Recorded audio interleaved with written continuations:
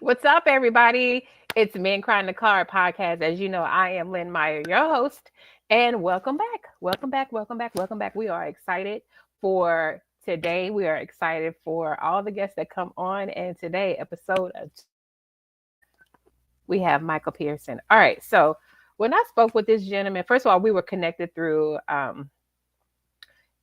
don't know if he's her friend, but she's my friend. We were connected through someone on social media. And she was like, I think you really need to talk to him. When we spoke, you guys, it was like instant connection. And I knew we were supposed to have this conversation. So he is a life coach. He is also a Christian counselor.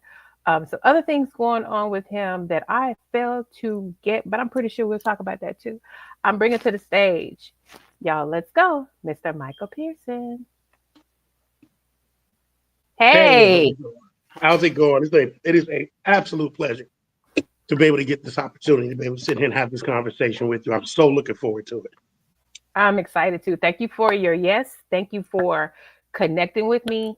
Because I know like when you're connected with certain people, you know they say, hey, reach out to this person, you know to reach out to that person. And that's exactly what I did when Sharon said you have to do that. And I'm gonna be full transparent. Y'all, for those that are gonna catch the replay, I reached out to him months ago. And then life happened, and I was just like, Yeah. let me follow up again because I don't want it to be like, hey, you want to be on the podcast? And then just drop it. That's not what I'm going to do. So I reached out to him, hmm reached out to Michael not too long ago, a few days ago, and he was like, yeah, let's do it. The conversation was amazing, sir. It's like instant energy. Like I felt like we were supposed to be talking. So thank hmm you for being here today. Thank you so very much. Absolutely. Absolutely. Thank you for having me. Yes, Absolutely. I did title your episode as I have a story. Because Okay. I feel like you do. I know we went back and forth like, hey, what should we title this? And I was just like, I have a story. Like I feel like there's so much that you need to say or for those that need to hear you. But before we Mhm. do get started, would you please let the people know who Michael Pearson is? Like just show and share with us who you are. Absolutely. Um, Michael Pearson is someone who uh, there's absolutely nothing that I can say in and of myself that is defining of me other than the path that God has generally taken me through, where He has brought me from, where He has placed me in life. I started early on, single parent home. Um, of course, with that comes a lot of different trials and tribulations. If I'm going to be completely transparent and honest with you guys, and that's my intention, I was expelled from every school here. No school would take me. So I went on that roller coaster of running the streets, doing different things that I shouldn't have been doing. Had a very, very, very, very strong upbringing with my mom, and my grandmother and my sister. So you'll see that there's this unique uh, circle of protection that has always been around me between my mother, my sister, and my grandmother. So I've kind of come to know care from that perspective. Now, with that, ultimately, when I had my first son, things kind of changed for me as I started to look at life a little bit different and evaluate things in a much more different way. Kind of fast forward in here. Um, in the love that I came to know from my mother, my grandmother, and my sister, it also pointed me to the way that I felt God's love for me came into my life. It was always kind. It was always forgiving. It was always wisdom, heavily wisdom based. It was always nurturing. So I guess in a way, I kind of came to know God from his wisdom. The book of Proverbs 8 talks a lot, well, the whole book of Proverbs talks about God's wisdom. And it attributes that to being a feminine aspect of God, of the creator. So that is why now, today, primarily my pastoral counseling, my life coaching is geared towards the elevation and upliftment of women, but not just women. It's also geared toward marriage, family structure. So that's kind of what pulled me, although I'd come from not really a conventional family set, it pulls me into a place where that is now what I work towards, what I build is giving people uh, the ability to make corrections and unify families and unify marriages. And that can only come from God because I did not have that foundation laid in my own personal life. But what I did have, I took that and I worked with it. Mm-hmm. Okay, so you just jumped right in. You was like, okay, if you don't get anything from this conversation, know that the Lord loves me and I love the Lord. Absolutely. Absolutely. That's exactly. I love it too. It's just like when people talk, I can talk to you about anything. I will, and Hmm. I will. And also, I'm gonna bring it back to like how I'm able to talk to people, how this Hmm. is a gift for me, how, and it's only because Hmm. of who God made me and how He blessed that talent or gift into my life. Yeah. So I thank you Yeah. for even starting off with that, because a lot of people just don't, they try to shy away from it or act like it's not included in who they are, and that is Mm. that is who I am, just Absolutely. that. So I appreciate you starting off just like that, even though you said all that. There was a Hmm. lot of women and females in your upbringing, in your loving. Were the males just not there, just not present? Like were they completely missing? They were there, Hmm. but now okay, they were there, but I Okay. had uncles.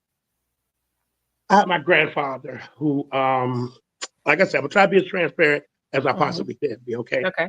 My grandfather, but this is my truth. And sometimes in sharing your truth, it can shed a light in areas that, you know, a lot of people may not want that light to be shown, but Hmm. Hmm. it's this is my truth. My grandfather who raised me, Hmm. he was alcoholic. Okay. He was abusive. Hmm.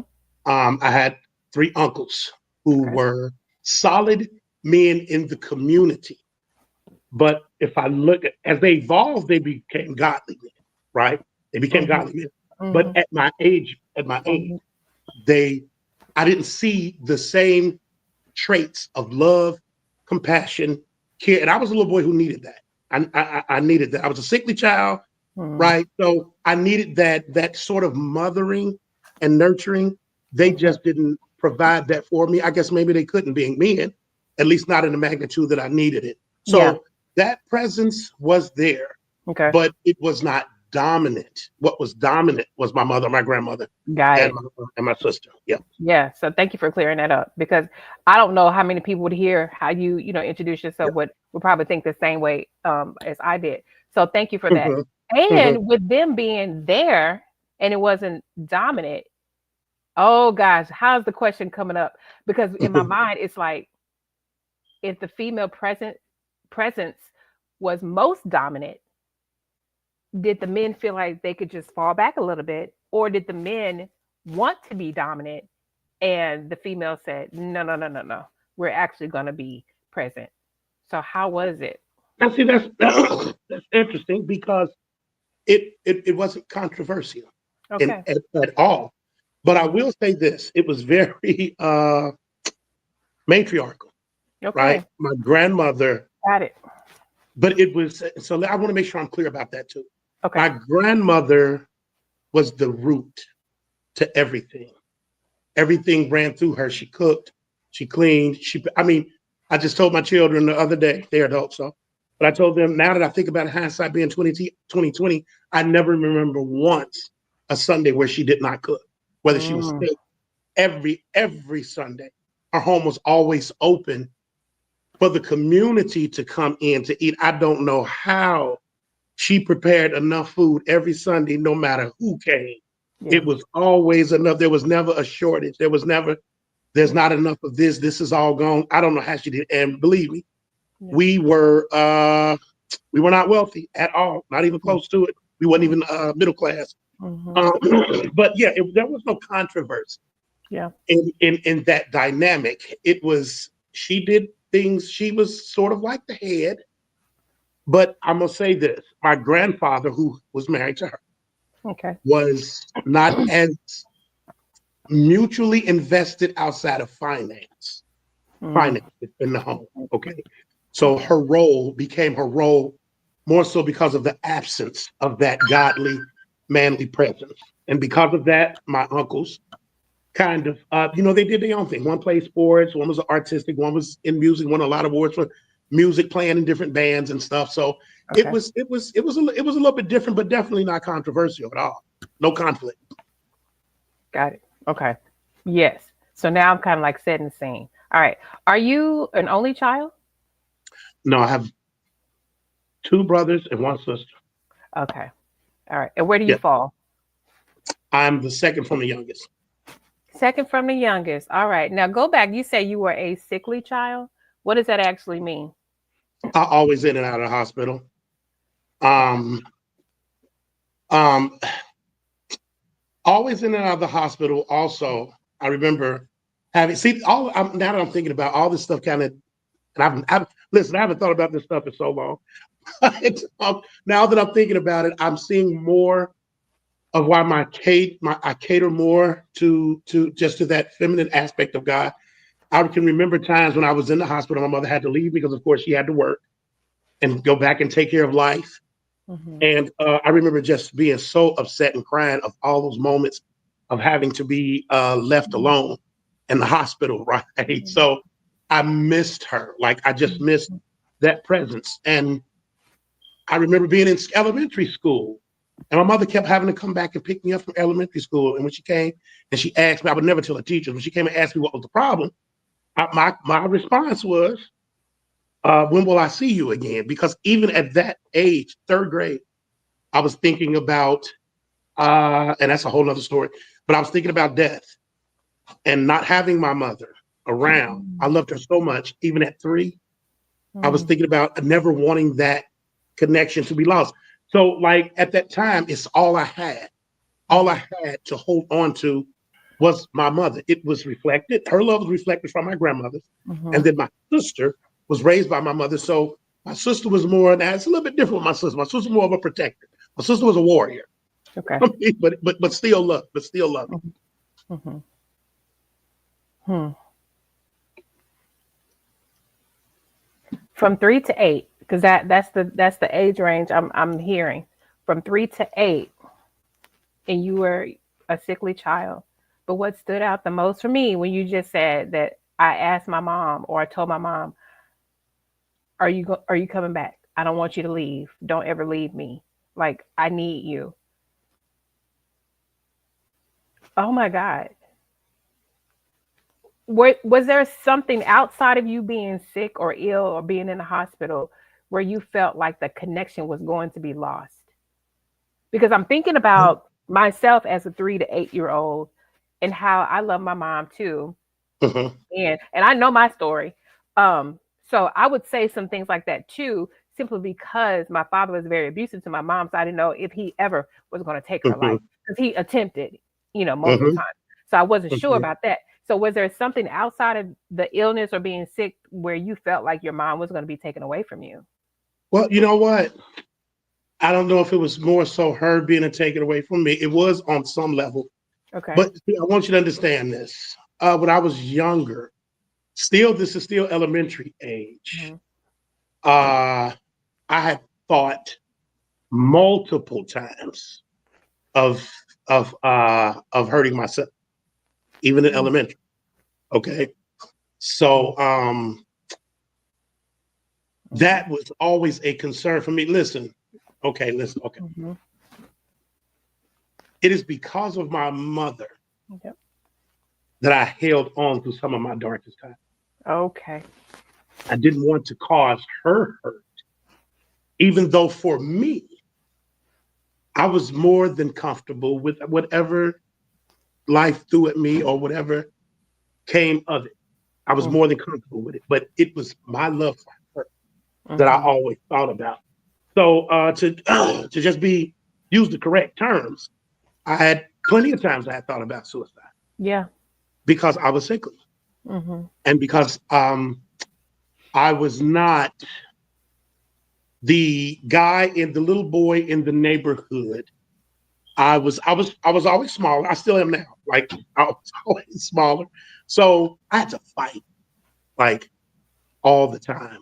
I had to fight, got good enough to the point where I was then fighting for my older brother.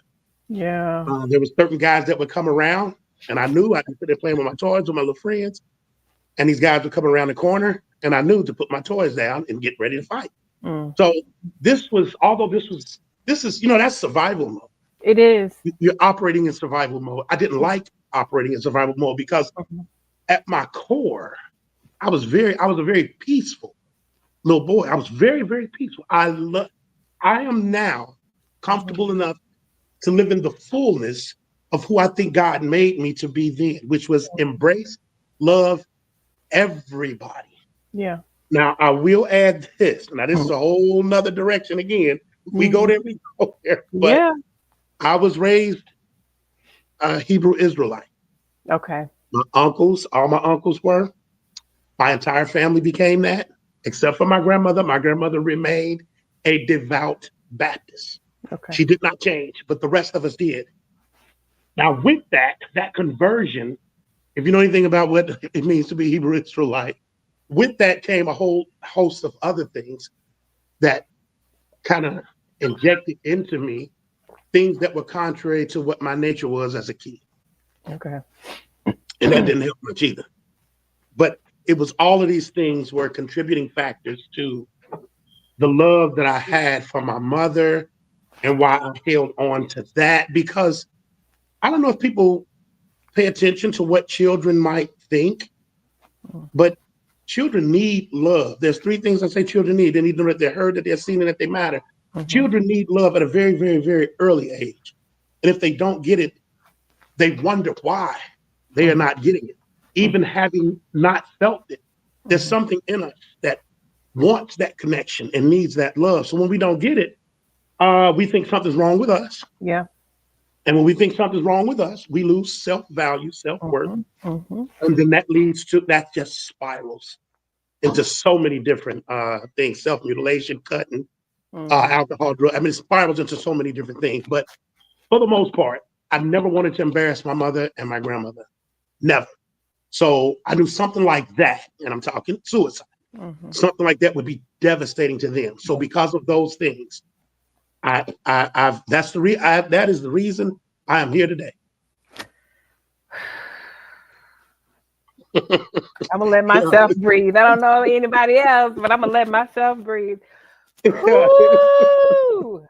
Tito, I need a tissue. Like, wow. The reason Let me why, say something because yeah, I just want to point something out. yeah. I have, if you look on my, because if you look on my social media, I have been contemplating doing a podcast called My Story, Mhm. but I never did it. And God has been telling me, hold off, hold off, hold off, hold off. So honestly, this is the opportunity I think where God has been holding me in place until now to reveal some of these things that I'm revealing. So listen, you ask away. I'm an open book Okay, because because let me I plan on giving to you. I plan on, look. and I'm getting comfortable now for real. um, No, but seriously, I just want to say this to you. I am so very sorry that you felt like that at such a young age where you're still developing all these things, mhm, and you didn't want to be on this earth. Like mhm, you just wanted to just leave. Like that is such a pain that a young person, oh God, because I think about like when people get older and they have things going on in their lives or whatever. But as a small child, mhm, you just say, I don't want to be here anymore. Like, oh God. And the reason why it hit hard for me, because I remember when I was like 6 years old, I wanted to kill myself. mhm. So when I you said that, I was understand. like, oh, Mhm. I understand. I was just like, I was so there with you. It felt like both of our little bitty bodies were like talking to each Mhm, other. Like I felt that because I never knew people so young would want to do that until I became older, and then I started sharing the story that I wanted to commit suicide at 6. mhm. Um, I so, understand. So thank you for sharing that. Thank you so much for sharing Absolutely. that. Absolutely. Absolutely. And and I know by you sharing that, I know people are going to be like, "Oh my goodness." So I'm Yeah. not alone. So when Hmm. I was sick, when I was going through a hard time or being sick myself, or when I my they're more the feminine energy showed up more in my family more than the masculine, even though it wasn't controversial. Um, they were present, but they really weren't as present as I needed them to be. Hmm. When me being so younger, I mean, so young, when my older brother and his friends came around, I knew I had to fight. Like knowing these things, being in a survival mode, like people need to hear it. I needed to hear it. And so I Hmm. know for those that show up are going to be like, oh my God, so this is what I'm talking about. This is the reason why. And I say this often. This is the reason why Men Cry in the Car had to happen. I had Yeah. to be obedient to this Yeah. because I kept working with women. I think I shared this with you. I kept working with women and working with women, and men kept coming to me like, how are you going to help us? Now, I did have them in my private Hmm. practice. Okay. Hmm. But on this level of transparency and vulnerability, I was working with women because it was like sexual abuse and domestic violence, whatever. But the men kept showing up like, well, this happening to us too. How you Yeah. gonna help us? And I was Yeah. just like, I don't know, but God is gonna show me how to help you. And when He put this in Hmm. my spirit, May of last year, Hmm. and He said, "This is how you're gonna help the men. You're gonna have a podcast. It's gonna be called Men Cry in the Car." And when my husband confirmed it, after he lost his brother, when he confirmed it, and he and I sat down, we were talking, and I did not open my mouth at all. And I said, you have to speak. And when he spoke and he was saying every single thing that God had just told me, I knew. Hmm. I knew. Yeah. So when Yeah. you share things like that, it's because of the obedience of me and God telling me stories Absolutely. like yours are going to be shared. They have to be shared Yeah. Yeah. because men need each other. Y'all need a Hmm. community.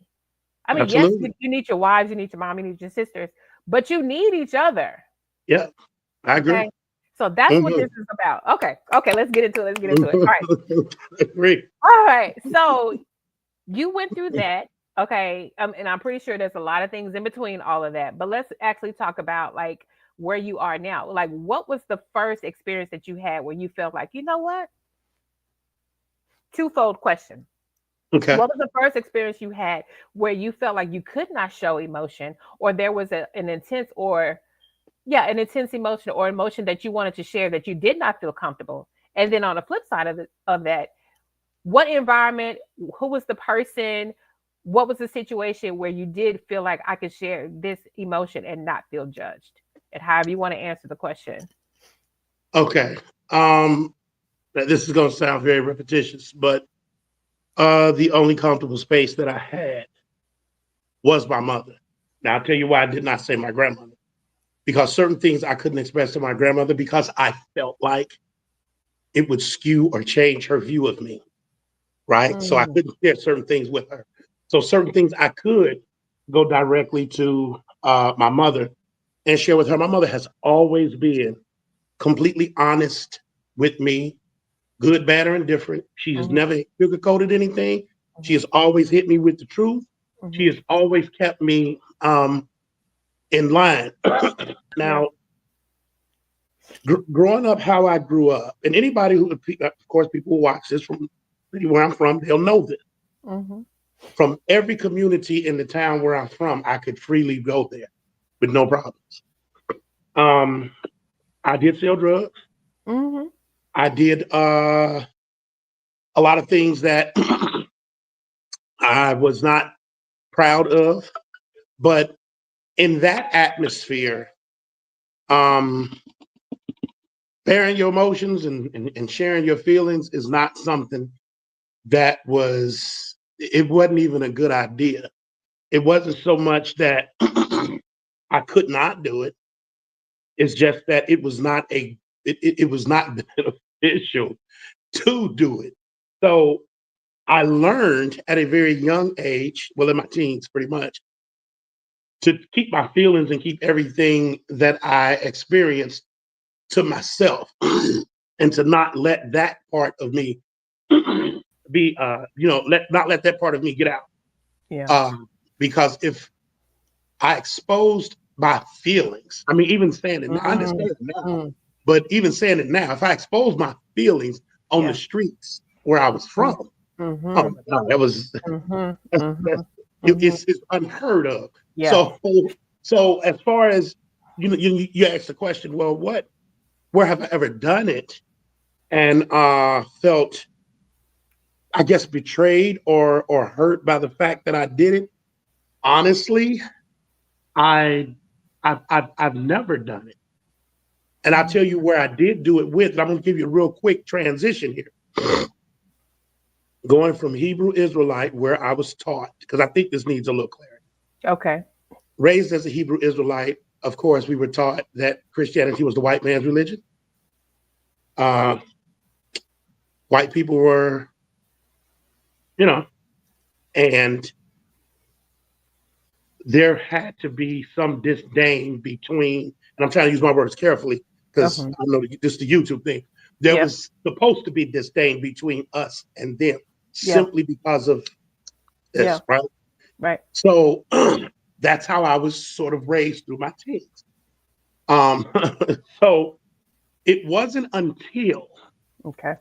I was able to confess genuinely when I started to develop a belief in Christ. And Mhm. that's a whole story by itself. Mhm. But once I started to develop that belief, then I started to be able to be truly vulnerable and Okay. transparent with my heart and what Mhm. I felt. And from that, even besides my mama, my grandmama, and my sister, Yeah. I was taken care of spiritually, which affected me emotionally, which Mhm. affected how I showed up in the world. Mhm. So, Mhm. so it's I never really got. There's not a person other than my mother. Outside of her, there hasn't been a person Mhm. where I felt that I could open up to like that, and then would have to regret it or feel like it wasn't received well because I never did it. But I do now. Okay. Absolutely do now. Mhm. Well, I'm doing it right now. Right Mhm. Exactly. here. Exactly.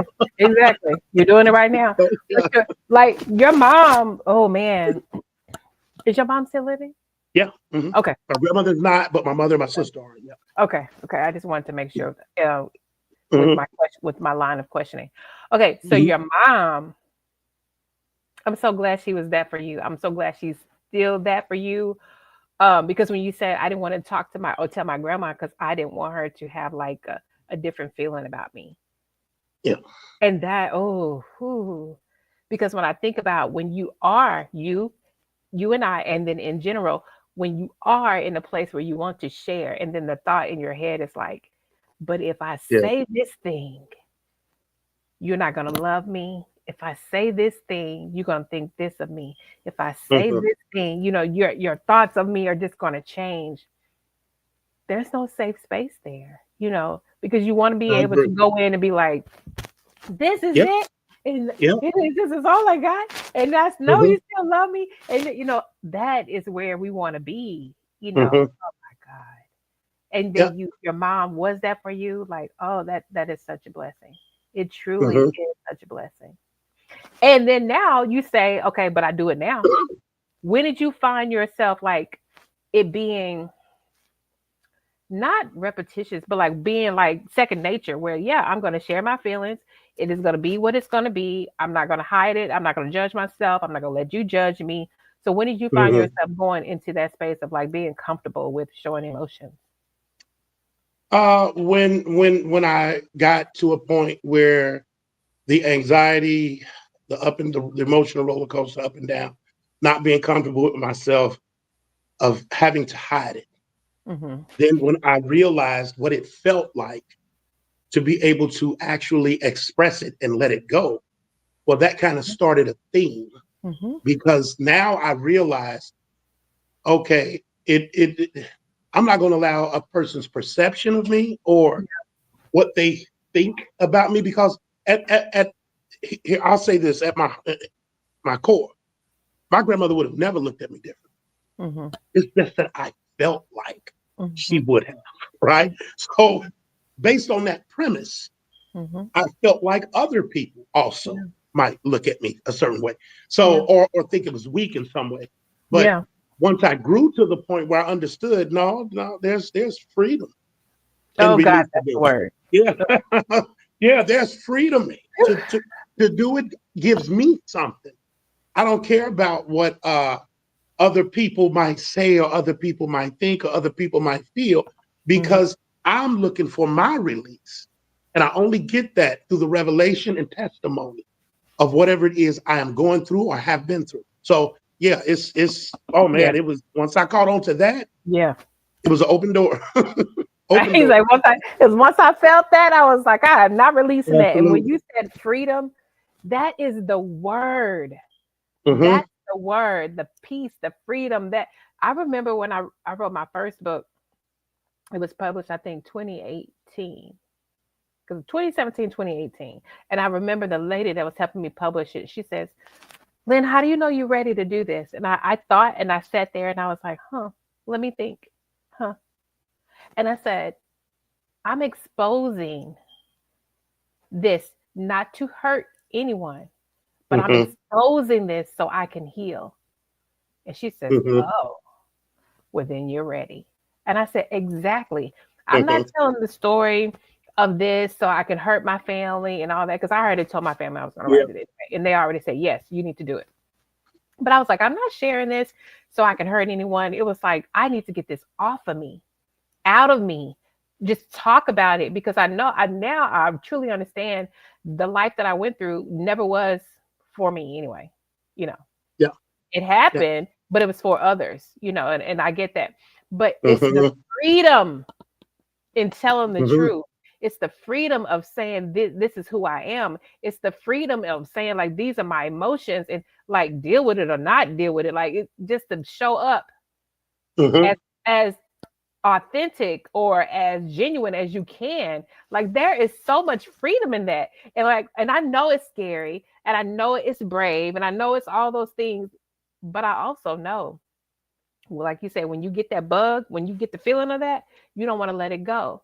Because I don't know about you, all those years of hiding, all those years of pretending, all those years of saying I'm okay when I wasn't okay, all those years where I just kept lying and lying and lying, and everybody thought I was good, but I was really hurt on the inside, and I hated myself, and on the outside I looked great, like on paper and physically. Like it was so many of these things. I'm like, y'all, I am dying over here. And Mm-hmm. the minute Yeah. I started saying, no, nope, mm-mm, Mm-hmm. things just start falling off of me. Like I started healing my body. Like it was just so many Yeah. things going Yeah. on when I was able. So thank you for saying that, freedom. My goodness. My goodness. Mm-hmm. I really feel like when you get to the point where you can be transparent and vulnerable, you are actually saying, I don't really care. I don't really care. I'm gonna speak my truth and I don't really care. Not to hurt your feelings, but I don't really care. Absolutely. Absolutely. And you know, our heart Yeah. sometimes can keep us in a place where we consider other people's feelings, and we should. But when it gets to the point that we're doing it at the expense of our truth or at the expense of who we are, well, it can become very problematic. So even though sometimes our truth may impact other people, the understanding has to be it is my experience. Some of my experiences with you are exclusively mine. Hmm. And because they are, I Hmm. have a right to speak about it for Hmm. my healing. It Hmm. has nothing to do with the individual. You are Hmm. just a cog in the wheel of the full testimony that I have. So and even in doing this, why I say I'm gonna say it again. Hmm. I 100% thank first God, then you for your obedience to have this outlet, this platform, Hmm. because I can say at least up until this point in the foreseeable future, none of these things would be coming out of me if it were not for this opportunity. Hmm. So I know God is in the middle of this because I've been holding some of the very things. Like people are going to watch this and be shocked that I thought about suicide. So God takes the right people and put them in the right place to get the right things accomplished. And I Mhm. 100% believe that's what this is. So I thank you for your obedience and listening to him and following his lead, and your husband's for Mhm. speaking what he spoke to you to give you the affirmation that this is something that you should do. So Mhm. it's a glorious thing all the way around. It's beautiful, right? Like it's beautiful. Absolutely. And I'm one of those people like I don't ever call myself an empath. I don't call myself that. I just do feel people though. Hmm. Um and also just you saying that I know my guests when they come on, they are they're supposed to be on. Hmm. A lot of times I do reach out to some people but those that do say yes, let me just focus on those that say yes. All of Hmm. you are supposed to be here. Hmm. And let me tell you why. Because every single one of you that did say yes or has said yes has said the same thing behind the scene or as we Yeah. do the interview. Thank you. We need Hmm. a space like this. We need a platform like this. We need this. And so I just, and when I get emotional about it, it's not me saying like, oh, look at me. No, it's more like, Lord, thank you for entrusting me Hmm. Hmm. Yes, ma'am. Yeah. because this is, I'm only doing what I'm supposed to be doing Hmm. because y'all, this is God's work, but this is y'all's platform. I'm like, y'all run it, Hmm. I understand. take it Yeah. over, do what you need to do. But the fact that you Hmm. said that, it's just like that's how I know it is that's how it's supposed to be. Hmm. That's exactly how it's supposed to be. And so I thank you for even sharing that. Absolutely. I thank you for sharing Absolutely. that. Thank you so much for that. I Hmm. do want to get into before our time. I do want to get into like your life coaching, the Christian counseling, the things that you do with your clients because somebody's going to need you. Somebody's going to Hmm. see it. So just tell Hmm. us a little bit about like how you got into life coaching or counseling or where you want to start with that. Okay. Well, I by trade, raising my children and raising my family. I am a CNC machinist, so I've always worked in machine shops, from running wood planers to the last job I had, which was a CNC, computerized numerical control. Those were the types of machines uh, that I ran. So it's been progressive. My time working started off in temp services. It's been progressive over the years. But one thing that I did realize is that over that time span, I was always the guy who people came to for whatever reason. I mean, I think I understand it now because maybe that was God's draw of them towards me. But people came to me oftentimes just to talk about their situation, whether it was what they went through the weekend before or what they were heading into a couple of months from now. They came to me with their fears, concerns, certain issues that they were dealing with. And then I noticed people started to come to me with um, issues involving their families and their marriages. So now you have to keep in mind, um, as I was being raised up, it took me quite a bit of time to realize that I had any particular value that somebody might be able to see something in me to where I was to where what I had that I had something that was usable for them in their life. It took me a while to realize that because a lot of times here's what we think. We think because we are a certain way, that other people are also the same. Mhm. So whereas I'm thinking a certain way and feeling a certain way and embracing people a certain way, I'm thinking at the same time, there's nothing unique or special about me. Isn't this just how people are? But Mhm. no, they absolutely are not. So as I started to kind of be there for coworkers, Mhm. That then I remember I worked at banks, cleaning banks and doctors' offices. And this is what I'm transitioning. I'm trying to figure things out. And there was a book on the shelf that this doctor had in his office. It was called Care for the Soul. Mm. Uh, so I got that book and I started to read it. I finished real quick. Then I would sit down and I would read this book, Caring for the Soul. And I noticed that as I read that book, it's like I could have written this book because Wow. everything in it resonated with me. Hmm. So try to speed this up a little bit. So I started to transition from that into counseling. And I started counseling, then COVID hit. Then when COVID hit, I thought, maybe this ain't supposed to be the thing that I should be doing. And I'm talking about as an actual practice. Hmm. Um, but then I went virtual. Then as I went virtual, I'm gonna tell you what I was told. And this is what I was told. And that's why I say God is good. Hmm. I was told, one, you got everything working against you. One, you're a black man. One, you're black. Two, you're a man. Hmm. Second, they told me to take Christian off. People told me to take Christian off of my business name. Hmm. I said, I'm going to do it in spite of all of those things.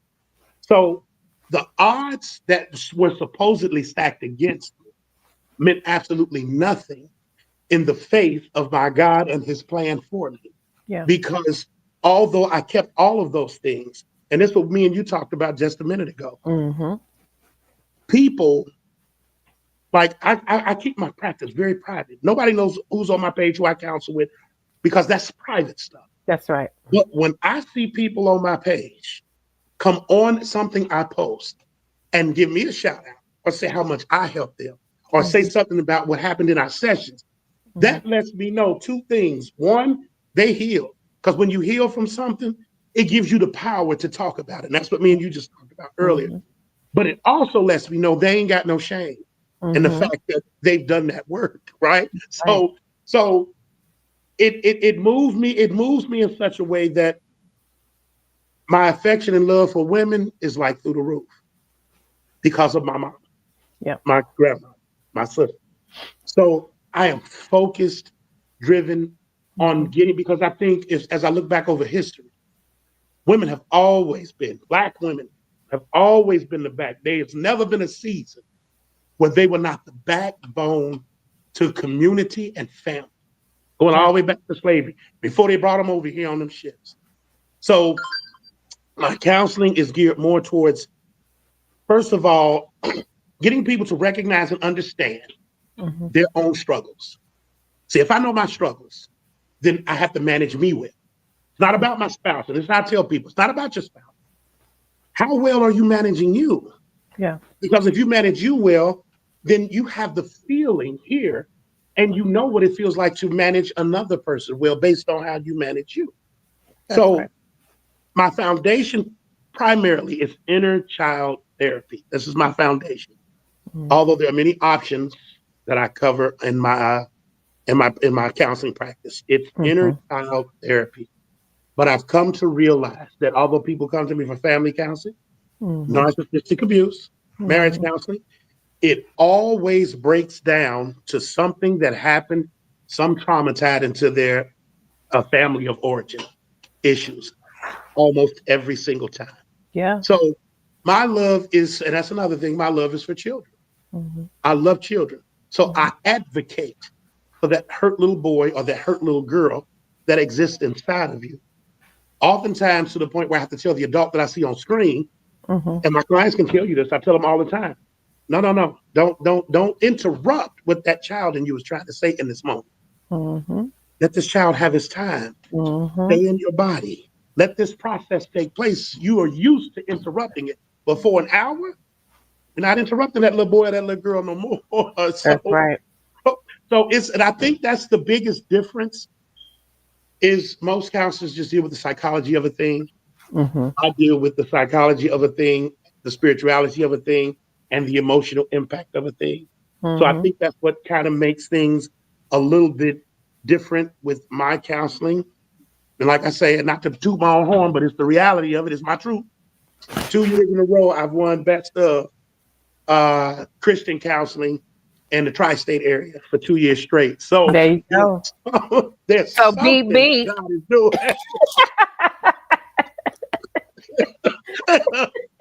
There's something that God is doing here, and I'm just along for Mhm. the ride. That's it. I'm just along for the ride. But it's something that I love doing. It's something that serves me. It's something I never get tired of. Never. I never get tired of it. Mhm. So, and not only that, I tell people this all the time. What I'm giving to people is what I have this phrase that we are all from the same tribe. Yeah. Because when you come to me, you're hurting. Mhm. People come to me suicidal, Mhm. drug addiction.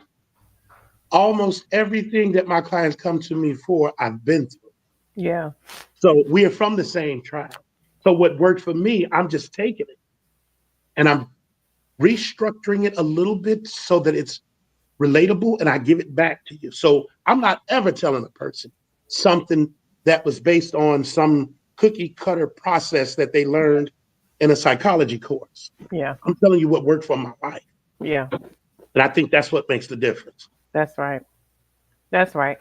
It reminds me when I first got into counseling, I went into substance abuse because I was like, Mhm, oh, yeah, a lot of people in my family are addicts. Okay, cool, fine. My dad used to drink all the time, mhm, and he became a dry drunk. But then I, as I grew up, I was like, wait a minute, now he's just taking opiates, so he just switched from one thing to another, mhm, you know. mhm, And then when I found out like how my dad grew up and all that, it just everything made sense. I never condoned anything he did, but it all made sense, you know, mhm, once you know the history of it. mhm, And so I got into that, you know, substance abuse because I'm like, all right, this is where we are. And then I found out I was just like, I can be a pretty decent counselor over here. But what I mhm. knew were those other addicts that turned counselor, they were phenomenal. Yeah, And I yeah. was like, oh my goodness. Mhm, Yeah, this is not where I need to be because you guys are amazing. Like you are amazing. And then I got in this space and I'm like, mhm. oh, okay, this is where you're supposed to be. Like, Yeah, yes. So when you were yeah. talking, I was like, yeah, because I thought about it as I was growing up. I was like, my raggedy life, Lord, how you gonna use that? And this and that. And he was like, oh, be Mhm. patient. I'm gonna show you. I'm gonna show Yeah. you how to use it. Like, no worries. And so that when people see me, they're like, you're so relatable. You're so. I'm like, oh, thank you, Lord, because I just never knew. I didn't know people wanted to hear about me. I didn't know people Mhm, wanted to hear about a testimony. Like I never knew that. And then when I realized that, I was like, oh, because like I'm not special, girl. Other people are going through what you went through. But because they can mhm, see what you went through and where you are now. And that's why I tell people, I said, this right here, like when I go and I speak at shelters and stuff, I tell them, I said, you're looking at a woman that went through a lot. However, I too am still you. And they're like, mhm. "Oh, not you." Absolutely. Yes, even me. You know. So Yeah, I really thank you for sharing that too, because people want to know. First of all, they want to know, do you understand?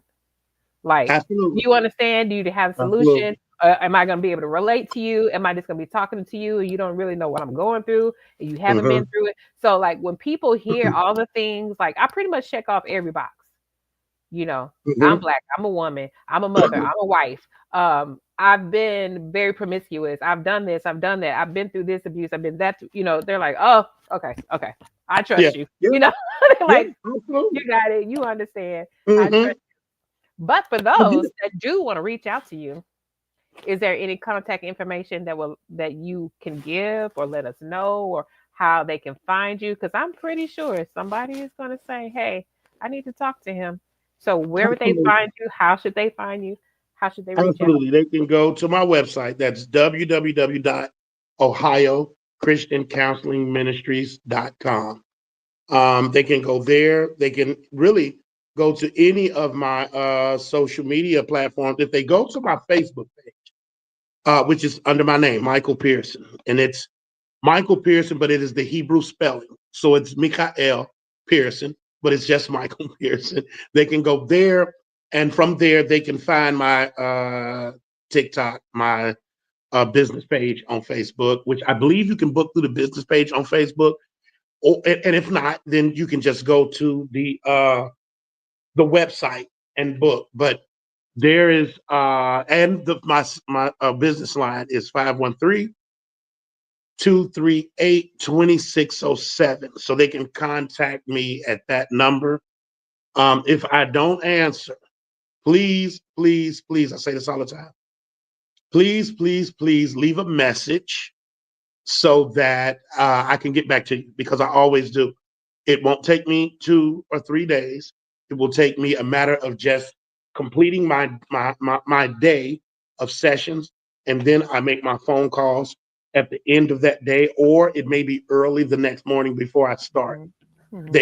They can always reach out to me there. So they can go to the website www.ohiochristiancounselingministries.com, or they can go to my Facebook page where there's a link to all my other social media profiles, or they can give me a call at 513-238-2607. And please, please just leave a message. I'll get Mhm. back to you pronto. Okay. I think I got everything. I think I got the site. If I didn't, then just come back under here and correct it. Okay. Okay. 'Cause I got your number, I got Facebook, and I think I got the site correctly. Okay. Um, so one more thing, sir. Hmm. Um, knowing that someone you're going to share this out, I'm going to share it out more, and then it's going to fall on someone's YouTube page. Knowing Hmm. whoever needs to hear this, knowing someone is going to see it, knowing someone is going to receive a word. What is the last thing you want to tell that person that sees this interview? What does he need to hear? That your beginning, life is a roller coaster. It's full of ups and downs. Your beginning, be it good or bad, will have its own ebbs and flows. What matters most is whether or not you hold on, how you hold on to yourself. What matters most is how you learn to recognize when those parts of you that might be unhealed are coming forward and trying to get uh, coming forth and wanting to be heard, because that is the most important aspect to me in all of this. A lot of times, those parts of us that are wounded, that have experienced trauma, that has been broken, that has been that has experienced some form of invalidation, that part of us never dies. It will always come forward to us to express. Now, what happens is when that comes forward, we oftentimes feel very uncomfortable with what though that part of us brings, the feelings that that part of us brings. And what we do, which is a knee-jerk reaction, is we outsource that need. We outsource that need to other things: promiscuity, gambling, alcohol, drugs, porn. So those are just pacifiers for what this part of us is asking for. And I can tell you 100% what that part of us is actually asking for is it wants us. It wants genuine, honest connection. It wants to self partner with us.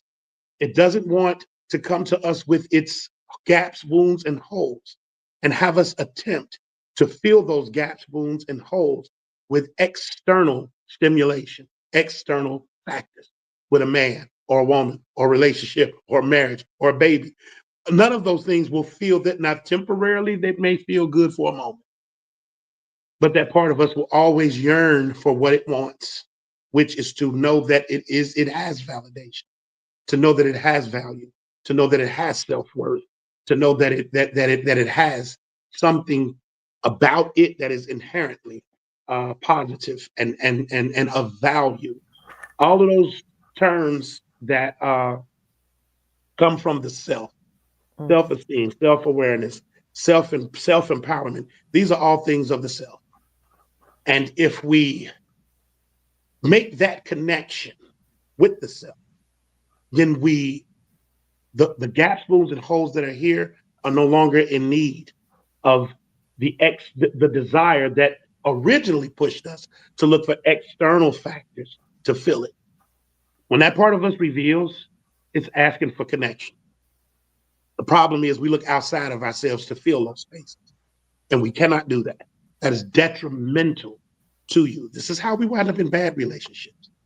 So when that part of us comes, and this is the one thing that I teach, is recognizing when that part of you, with all of its gaps, wounds, holes, trauma, when it is coming and revealing itself to you. One thing I teach is trying to get people to understand when that comes through and Mm-hmm. what that means, so that we can cater to that part of us instead of outsourcing that need to other factors. So if there's one thing that I want people to take from this once they watch it is you gotta self partner. That's what this life is about.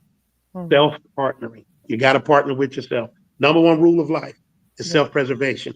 If you're not taking care of you well, you can't take care of anybody else. that's right. That's right. Mm-hmm. Thank you so much for being here. I knew this was gonna be Absolutely. good. We Absolutely. both knew Absolutely. it was gonna be Yes. good. So Yes, we did. Yes, I'm we so did. I'm so glad. I'm so glad that you said yes. I'm so glad we followed up and connected and made it happen. So thank you Absolutely. so very much. Anytime. Anytime. And I tell you what, if and whenever I'm gonna say this to you, Okay. okay? Because I heard you say earlier you're not an empath. I'm very much an empath, okay? And I think I read people very well. Hmm. If you notice from my social media account, and I don't that people see this, they'll notice. People notice about it. I don't really endorse a lot of things. I don't. Like this is the first podcast I've ever done. I'm hoping it's not the last.